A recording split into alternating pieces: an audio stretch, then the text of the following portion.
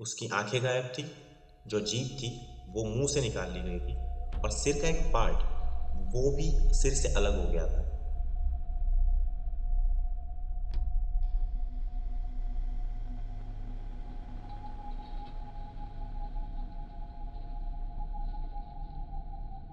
Nineteen 1959 Russia में 10 professional hikers एक expedition के लिए निकले थे। ये एक्सपीडिशन 191 किलोमीटर्स का था।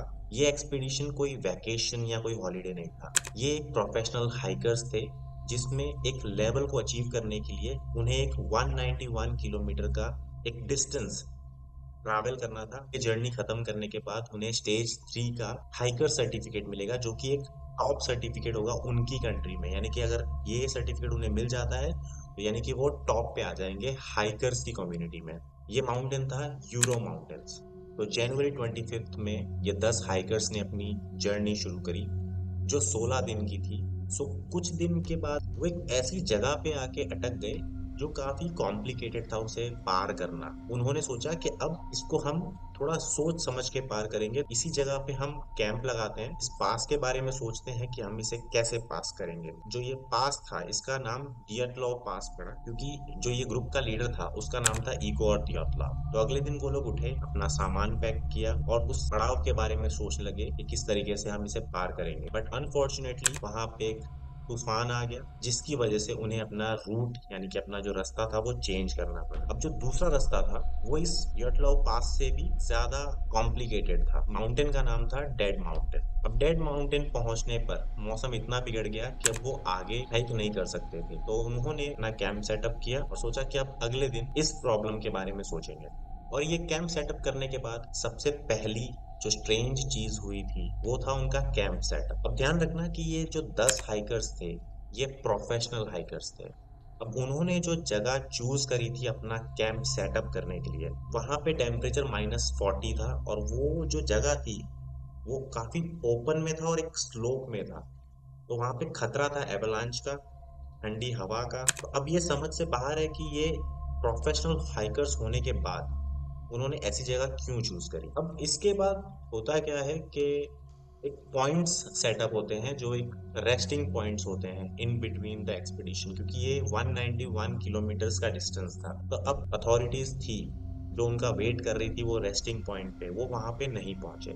लेकिन उन्होंने कोई सर्च पार्टी नहीं भेजी, क्योंकि उन्हें पता था कि ये एक प्रोफेशनल हाइकर्स हैं। खराब मौसम की वजह से उन्होंने एक दिन का एक्स्ट्रा स्टे ले लिया होगा। इस वजह से उन्होंने कोई सर्च पार्टी नहीं भेजी और उनके बारे में इतना सोचा नहीं गया। लेकिन 3 हफ्ते बीतने के बाद भी वो लोग कैंप साइट तक नहीं पहुंचे और अब उन्होंने अथॉरिटीज को बोला कि जो 10 हाइकर्स हैं ये अभी तक जो उनका रेस्टिंग पॉइंट था वहां पे नहीं पहुंच पाए हैं, तो एक सर्च पार्टी भेजी जानी चाहिए। सर्च पार्टी के अंदर मिलिट्री भी इन्वॉल्व थी। तो अब 3 हफ्ते बाद सर्च पार्टीज को भेजा जाता है और कुछ ही घंटों के अंदर वो लोग उनकी कैंप साइट तक पहुंच जाते हैं। कैंप साइट पे पहुंच के उन्हें कोई भी हाइकर नहीं मिलता और जब वो कैंप को चेक करते हैं तो जितने भी उनके गियर्स थे, यानी कि जो जैकेट्स होते हैं, बैग्स होता है या शूज होते हैं, वो सारे अच्छे से सेट करके रखे हुए थे उनके कैंप में। सर्च पार्टी ने देखा कि कैंप साइट से निकल के जंगल की तरफ जाते हुए फुटमार्क्स के निशान थे। सर्च पार्टी कैंप से निकलते हुए जो फुटमार्क्स थे उनको फॉलो करती है और वो जंगल की तरफ जाती है। सर्च पार्टी ने उसमें देखा कि वो फुटमार्क्स थे वो एक नंगे पैरों के निशान थे और कुछ फुटमार्क्स ऐसे थे जिसमें सिर्फ एक पैर में शूज था और एक पैर में नहीं था। वो हड़बड़ी में या भागते हुए नहीं थे, वो काफी आराम से जंगल की तरफ जाते हुए फुटमार्क्स थे। सर्च पार्टी उन फुटमार्क्स को फॉलो करते करते जंगल की तरफ पहुंचती है और बहुत ही जल्द वो एक कैंप फायर के पास पहुंच जाती है, जहां पे उन्हें 2 हाइकर्स की लाश मिलती है। उन्होंने कोई जैकेट, कोई भी गियर उनका ठंडी का नहीं पहना था। तो ये काफी स्ट्रेंज है कि वो क्यों बिना किसी कपड़ों के कैंप फायर के पास मरे हुए मिले। अब जब उन हाइकर्स की बॉडी को चेक किया गया तो उनकी पूरी बॉडी छिली हुई थी और उसमें से एक जो हाइकर था वो पेड़ के पास उसकी डेड बॉडी मिली। पेड़ था, उसके ऊपर काफी हाथ के निशान थे और उसकी काफी डालियां टूटी हुई थी। ऐसा लग रहा था कि जैसे उस पे वो हाइकर चढ़ने की कोशिश कर रहा था किसी से बचने के लिए। वो या तो कोई जानवर था या तो कुछ और। उस कैंप फायर से 700 फीट दूर उन्हें 3 और बॉडी मिली। ये तीनों बॉडी भी काफी अंडर ड्रेस थी, यानी किसी ने कोई सिर्फ अंडरवेयर में था, किसी ने कोई कपड़े नहीं पहने थे, किसी ने सिर्फ एक शूज पहना था और एक जैकेट पहना था। इस तरीके से उनकी बॉडी मिली और अब मानो ऐसा लग रहा था कि ये पांचों लोगों ने एक दूसरे के कपड़े पहने हुए हों, किसी ने खुद के कपड़े नहीं पहने हुए थे। तो ये काफी स्ट्रेंज बात थी। अब ये जो पांचों डेड बॉडीज थी, चार की मौत का कारण हाइपोथर्मिया बताया गया और जो पांचवा हाइकर था उसकी मौत का कारण ये था कि उसके सिर पे एक ही जगह पे लगातार किसी ने वार किया था। अब 5 बॉडी मिलने के बाद बाकी के 5 अभी भी लापता थे। सो अब 5 महीने बाद मई के महीने में जब गर्मियों का मौसम आया तो बर्फ थोड़ी सी पिघली, थोड़ा सा रास्ता और दिखने लगा।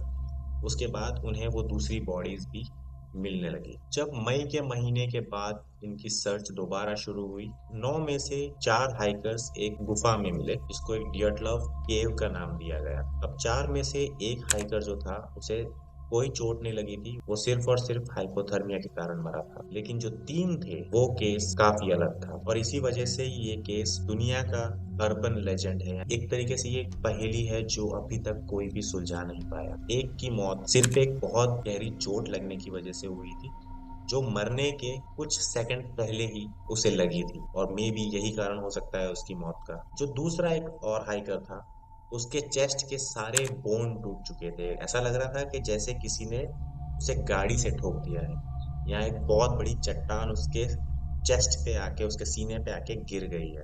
अब जो ये 9वीं हाइकर थी, इस हाइकर की मौत ने इस कहानी को हिला के रख दिया। अभी तक की जितनी भी मौतें हुई थी सबसे भयानक मौत इस फीमेल हाइकर की हुई थी। जब सर्च पार्टी उसके पास पहुंची तो उन्होंने देखा कि दोनों आंखें गायब थी, उसकी जीभ गायब थी, निचला होठ गायब था और सिर का कुछ भाग वो भी गायब था और ऐसा लग रहा था कि उसके सिर में किसी ने हाथ डाल के उसका आधा ब्रेन पकड़ के, आधा दिमाग पकड़ के खींच के निकाल दिया। अब जो ये सेकंड ग्रुप था इनकी भी सिचुएशन कुछ एक जैसी ही थी। अब इन्होंने भी एक दूसरे के ही कपड़े पहने हुए थे और अब इससे अंदाजा लगाया गया मिलिट्री द्वारा, सर्च पार्टी द्वारा, कि इन सब की मौत अलग अलग टाइम पे हुई है, कोई भी एक टाइम पे नहीं मरा। कि मानो अगर एक की मौत हुई है तो दूसरे ने उसके कपड़े निकाल दिए और खुद पहन लिए। इस तरीके से इनकी मौत हुई है जो अलग अलग टाइम पीरियड के दौरान हुई। इन सबकी बॉडीज मिलने के बाद ये काफी मिस्टीरियस सी कहानी थी, मिस्टीरियस सा केस था।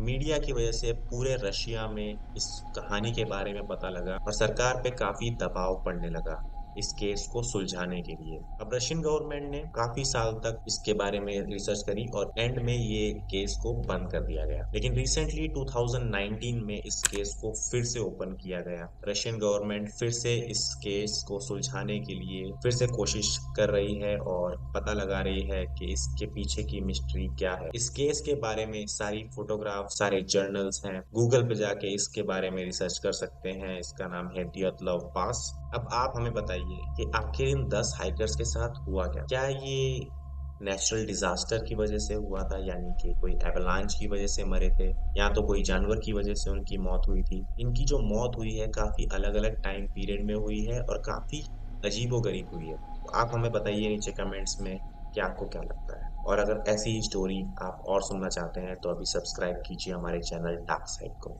जहाँ पे हर सैटरडे हम लाते रहते हैं ऐसी ही मिस्टीरियस कहानियाँ। Thank you very much.